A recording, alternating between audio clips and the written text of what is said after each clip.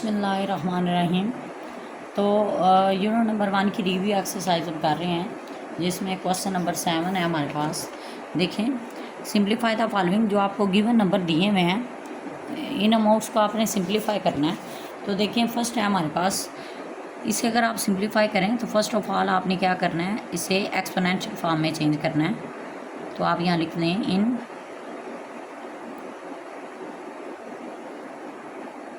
Exponential form.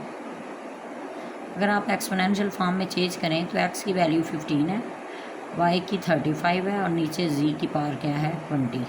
और इसके ऊपर आपने ये जो 5 है इसे आप चेंज करें एक्सपोनेंशियल फॉर्म में तो ये आ जाता है।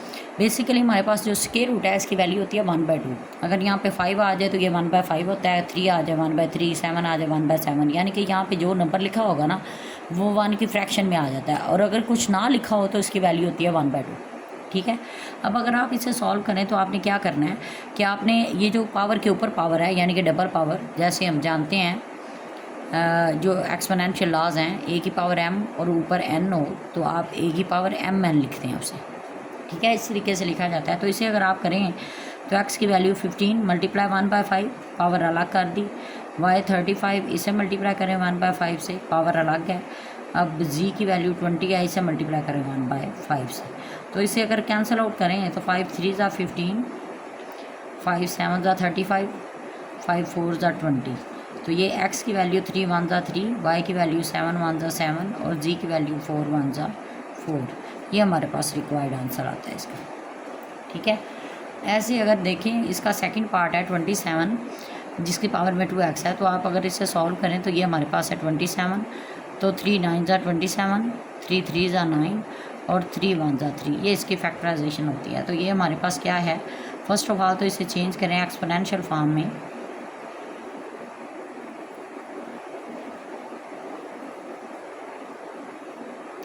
तो हमारे पास क्या होता है, ये 27 है, पावर में 2x है। तो ये जो होल पावर है इसकी यहाँ 3 है, तो इसका मतलब है इसकी वैल्यू क्या होगी 1/3। अगर आप इसे मल्टीप्लाई करें तो ये 2x 1 से मल्टीप्लाई होगा और 27 की जगह आप उसके फैक्टर लिख दें तो ये होगा 3 × 3 और पावर 2x को 1 से मल्टीप्लाई करें तो 2x और नीचे 3 1 ज़ा 3। तो ये आएगा 3 की power 3 multiply 2x divided by 3। ये 3 3 से कैंसिल हो जाएगा तो हमारे पास क्या आएगा 3 की पावर में 2x। ठीक है, ये हमारे पास इसका रिक्वायर्ड आंसर है। ठीक है। ऐसे इसका थर्ड पार्ट है जिसमें दिया क्या हुआ है हमें 6। तो 6 आप ऐसे लिखें, ये 3 की पावर में n+2 है। अच्छा, हम जानते हैं अगर हमारे पास दो नंबर हैं जो कि ऐड हो रहे हैं एक ही नंबर की पावर में, एक ही नंबर है जिसकी पावर में दो नंबर ऐड हो रहे हैं, तो बेस है ये और ये एक्सपोनेंट है। तो क्या होता है, बेस अकेली हो जाती है। अगर ये प्लस में हो तो मल्टीप्लाई में आ जाते हैं। ऐसे अगर ये डिवाइड में हो तो फिर ये माइनस में, यानी कि अगर यहाँ माइनस होता तो आपने a की power m divided by a की पावर n लिखना था। तो यहाँ प्लस है तो इसलिए a की पावर n और मल्टीप्लाई a की पावर n होता है। ठीक है, क्योंकि अगर मल्टीप्लाई हो रहे हो तो तब इनकी पावर ऐड होती है। तो अगर ऐड हो रही है तो आपने मल्टीप्लाई में अलग कर देना है। ऐसे आपने क्या करना है, ये 3 की पावर n+2 है तो 3 की पावर n अलग करनी है और 3 की पावर 2 अलग करनी है। ये नीचे भी 3 की पावर n अलग करनी है और 3 की पावर 1 अलग करनी है, -3 की पावर n।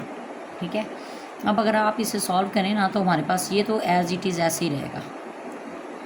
इसमें से आप 3 की पावर n कॉमन ले सकते हैं तो 3 1 ज़ा 3 माइनस ये 3 की पावर n बाहर आ गया तो इसकी जगह हमारे पास क्या आया 1। ये इससे कैंसिल हो गया तो ये आ गया 6 और ये 3 की पावर 2 है। तो इसका मतलब है आपने 3 को 3 से मल्टीप्लाई करना है। 2 का मतलब ये है कि नीचे वाले नंबर को आपने 2 टाइम मल्टीप्लाई करना है। तो 3 3 ज़ा हमारे पास क्या आता है 9।